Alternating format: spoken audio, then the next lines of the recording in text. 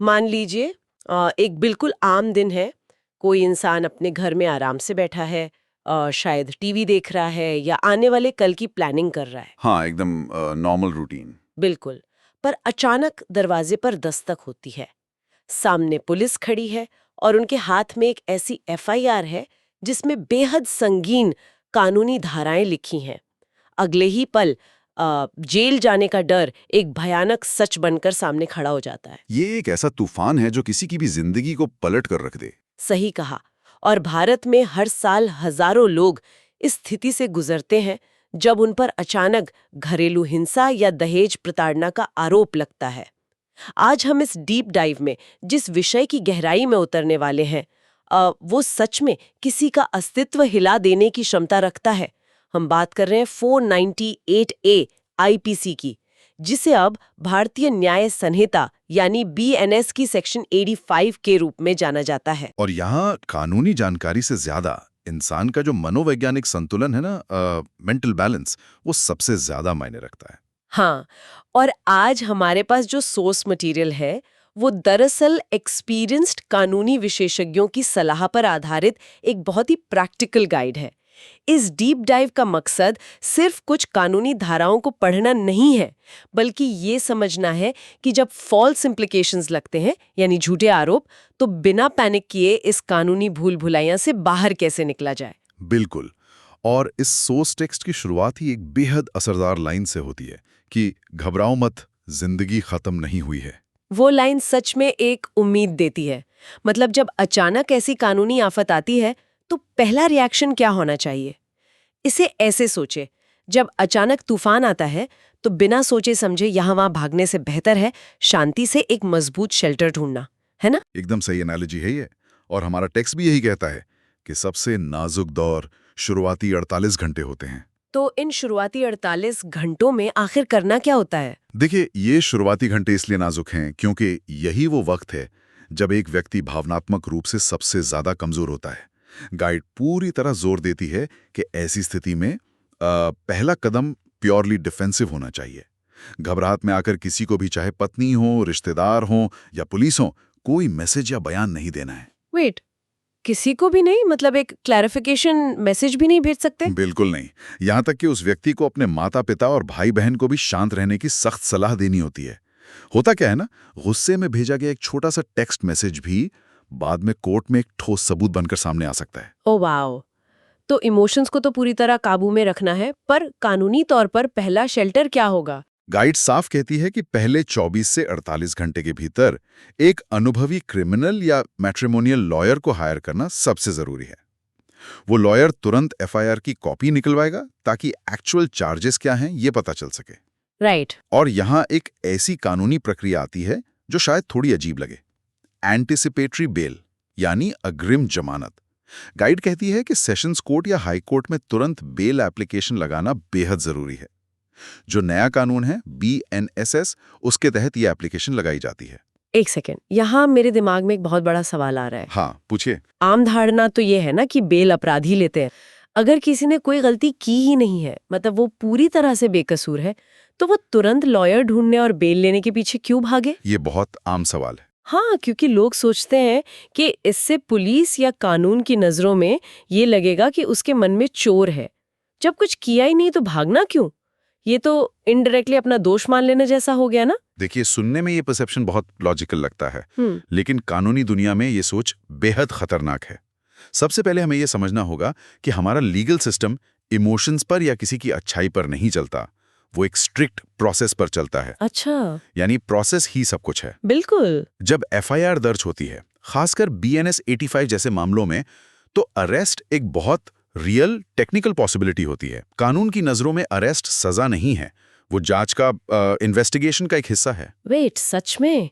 तो इसका मतलब बिना दोष साबित हुए भी किसी को जांच के नाम पर जेल में डाला जा सकता है। हाँ, बिल्कुल डाला जा सकता है।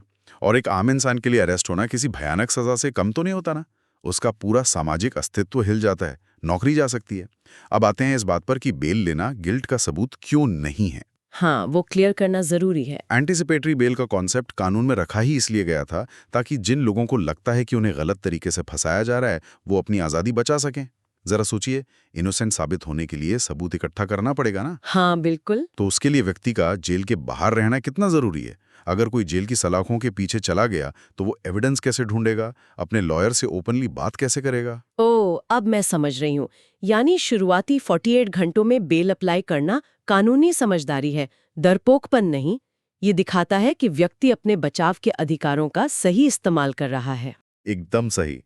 और हाँ, बेल मिलने पर कोर्ट कुछ शर्तें भी रखता है, जैसे जब बुलाया जाए पुलिस स्टेशन में हाजिरी देना, पासपोर्ट जमा करना। इन शर्तों का ईमानदारी से पालन करना भी बहुत जरूरी है। राइट। तो चलिए अब मान लेते हैं कि बेल मिल गई और इमीडिएट अरेस्ट का खतरा टल गया, शेल्टर तो मिल गया। अब आगे क्या? सोर्स मटेरियल बताता है कि अब डिफेंसिव मोड से थोड़ा प्रोएक्टिव होने का वक्त आ गया है, यानी ढाल बनाने का समय। मुझे ना ये पूरा हिस्सा पढ़कर एक रिवर्स डिटेक्टिव मूवी वाली फीलिंग आई। रिवर्स डिटेक्टिव मूवी, ये काफी दिलचस्प तरीका है इसको सोचने का। है ना? देखिए, आमतौर पर डिटेक्टिव मूवीज में क्या होता है, इन्वेस्टिगेटर सबूत ढूंढता है ताकि अपराध साबित कर सके। पर यहाँ एक आम इंसान को अचानक से खुद डिटेक्टिव बनना पड़ता है अपनी ही बेगुनाही साबित करने के लिए। हाँ, ये पैरेलल बिल्कुल सटीक है। गाइड कहती है कि सबसे पहला काम डिजिटल और डॉक्यूमेंट्री एविडेंस इकट्ठा करना है। पिछले सारे WhatsApp chats, emails, bank statements, यहाँ तक कि ऐसे फैमिली ट्रिप्स या फंक्शंस की फोटोज और वीडियोस निकालना बेहद जरूरी है। लेकिन मैं आपसे ये जानना चाहती हूँ कि ये सबूत आखिर कोर्ट में काम कैसे आते हैं? सिर्फ एक फोटो लड़ाई का रुख कैसे मोड़ सकती है? कानूनी लड़ाई शब्दों से नहीं लड़ी जाती, वो दस्तावेजों और डिजिटल फुटप्रिंट से लड़ी जाती है। इसको एक उदाहरण से समझिए। मान लीजिए एफआईआर में लिखा है कि पिछले साल दिवाली के दिन उस व्यक्ति ने भयानक क्रूरता की थी, और उस व्यक्ति के पास उसी शाम की एक वीडियो है जहां दोनों परिवार साथ मिलकर हंसते खेलते त्योहार मना रहे हैं। तो क्या होगा? Oh wow! तो वो डिजिटल फुटप्रिंट सीधे उस झूठी टाइमलाइन को तोड़ देगा। प्रिपोंडरेंस ऑफ प्रोबेबिलिटीज कहा जाता है। प्रिपोंडरेंस ऑफ प्रोबेबिलिटीज। हाँ, यानी क्या आरोप लॉजिक और सबूतों की कसौटी पर खरे उतरते हैं। इसीलिए जो डिटेक्टिव वर्क है, ये बचाव की सबसे ठोस ढाल बनता है। समझ गई। एक और कानूनी टूल का जिक्र इस गाइड में आता है जिसे रेस्टिट्यूशन ऑफ कॉन्जुगल राइट्स यानी आरसीआर कहते हैं। गाइड कहती है कि अगर पत्नी ने घर छोड़ दिया है तो आरसीआर फाइल करने पर विचार करना चाहिए। आम भाषा में इसका मतलब अपने जीवन साथी को वापस बुलाने की मांग करना है। मैं थोड़ा उलझ गई इस पे। क्या उलझन हुई? अगर रिश्ता इतना खराब हो चुका है कि एफआईआर दर्ज हो चुकी है, तो उस व्यक्ति को पत्नी को वापस बुलाने का केस क्यों फाइल करना चाहिए? ये ढाल कैसे बन सकता है? ये स्ट्रैटेजी पूरी तरह से एक डिफेंस मैकेनिज्म है।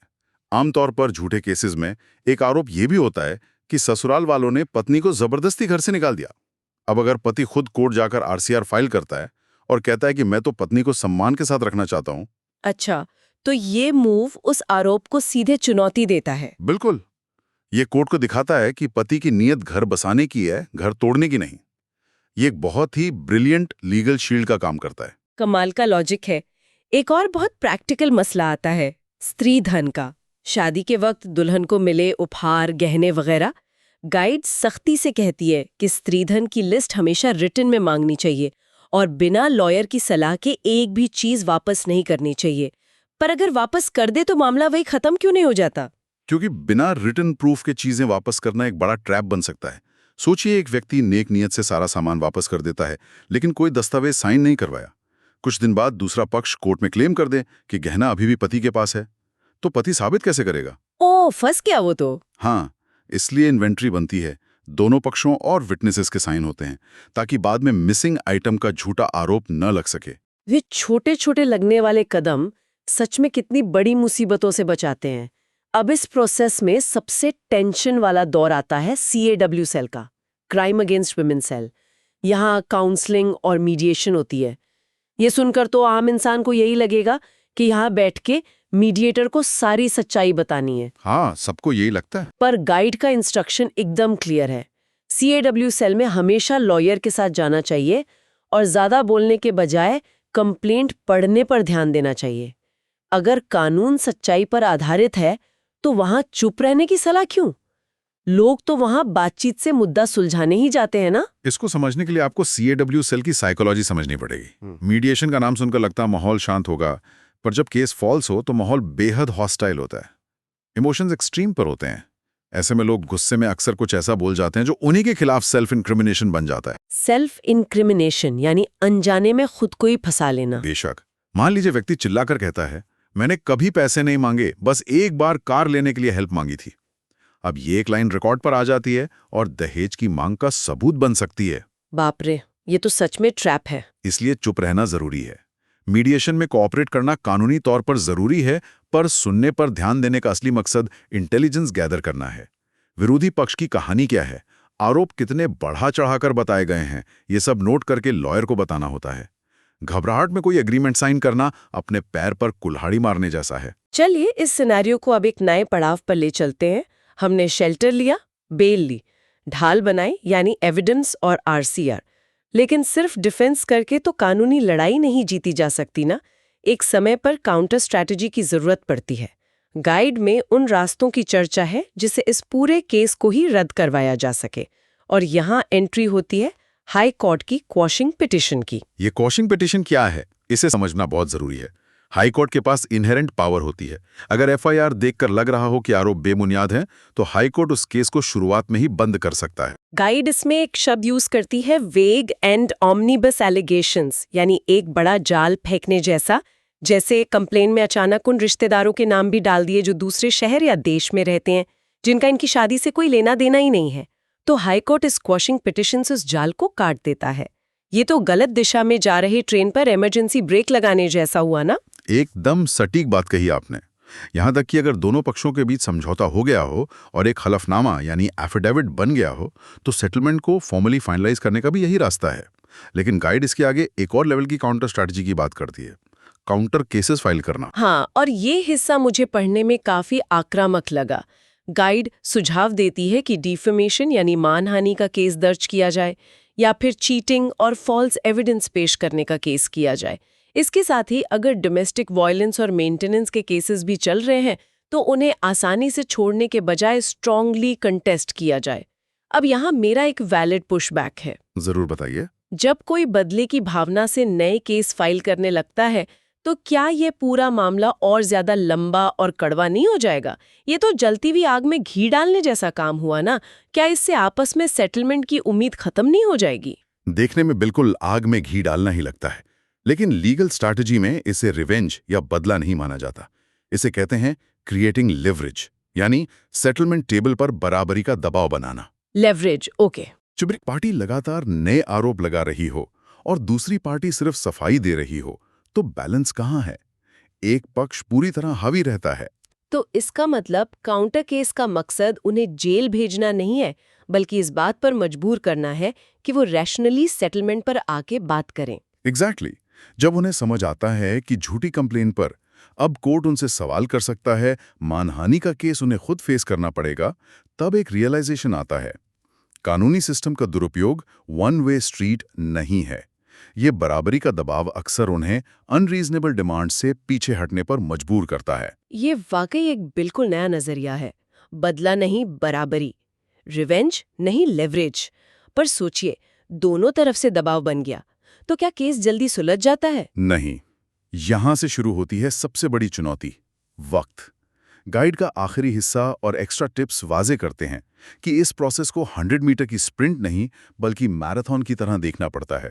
मैराथन इसलिए क्योंकि कानूनी केस महीनों नहीं बल्कि सालों चलते हैं। खुद को फाइनेंशियली और मेंटली मैराथन एथलीट की तरह तैयार रखना पड़ता है। कोर्ट डेट्स पर रेगुलर जाना, जज के सामने सम्मान से पेश आना, गुस्सा ना करना, यह सब डिसिप्लिन का हिस्सा है। और इसके पैरेलल में आपसी सहमति से तलाक यानी म्यूचुअल कंसेंट डिवोर्स और सेटलमेंट की बातचीत का रास्ता हमेशा खुला रखना चाहिए। एक टिप जिसने मेरा ध्यान सबसे ज्यादा खींचा वो था सोशल मीडिया का पॉइंट। गाइड सख्ती से हिदायत देती है कि केस के बारे में सोशल मीडिया पर खलती से भी कुछ पोस्ट ना करें। आजकल तो लोगों को सैड स्टोरीज और कोट्स डालने की आदत है। ये कितना खतरनाक हो सकता है? बैलेंस बरकरार रखना भी उस ढाल का ही हिस्सा है। बाप रे! इस गाइड में प्रोफेशंस के लिए भी टिप्स हैं। सरकारी नौकरी वालों को शुरू में प्रमोशन रुकने या सस्पेंशन जैसी परेशानी हो सकती है, पर गाइड उम्मीद दिलाती है कि बारी होने पर सारे बेनिफिट्स कानूनी रूप से वापस मिल जाते हैं। और एनआरआईज के लिए वार्निंग है कि इंडिया में अपना एक विश्वास पात्र लॉयर जरूर रखें जो उनकी पेशी संभालें और विदेश में टैक्स भरने का प्रूफ मेंटेन करें ताकि एक्स्ट्रेडिशन जैसी अफवाहों को रोक सकें। इन सारी डिटेल्स को देखकर साफ है कि लड़ाई सिर्फ कोर्टरूम में नहीं चल रही। असली लड़ाई व्यक्ति के दिमाग में चल रही है। सालों तक समाज में इज्जत का डर मेंटल हेल्थ पर भयानक असर डालता है। इसलिए काउंसलिंग और फैमिली सपोर्ट को इतना महत्व दिया गया है। सही दिशा पकड़ी है। कानून सिर्फ किताबों में नहीं, जिंदगियों में चल रहा होता है। जब हम इस प्रोसेस का निचोड़ निकालते हैं तो 3 हथियार सामने आते हैं। पहला, धैर्य यानी पेशेंस, क्योंकि डेट्स मिलेंगी। दूसरा, एक अच्छा लॉयर जो प्रोसीजर पर काम करे। और तीसरा, मजबूत एविडेंस, क्योंकि अदालत रोने से नहीं, सबूतों से फैसला करती है। जिंदगी किसी एक केस की वजह से वहीं नहीं रुक जाती। बिल्कुल, घबराहट छोड़कर प्रोसीजर पर फोकस करना ही न्याय तक ले जा सकता है। और इसी के साथ हम आज के इस डीप डाइव के आखिरी मुकाम पर हैं। हमने देखा कि कैसे ऐसी गाइज आम लोगों को उस मजे में एक रास्ता दिखाती हैं। लेकिन मैं एक आखिरी सोचने पर मजबूर करने वाला सवाल यहाँ छोड़ना चाहती हूँ। अगर 498A या BNS 85 जैसे कानून इसलिए बनाए गए थे ताकि समाज में कमजोर लोगों को सुरक्षा मिल सके, तो आज हमारे सिस्टम में ऐसी क्या नौबत आ गई है कि उन्हीं सुरक्षा देने वाले कानूनों से खुद को बचाने के लिए आम लोगों को ऐसे सर्वाइवल गाइड्स पढ़नी पड़ रही हैं। ये हमारे आधुनिक रिश्तों की सच्चाई के बारे में क्या कहता है? इस बारे में जरूर सोचिए। इस डीप डाइव में आज के लिए बस इतना ही।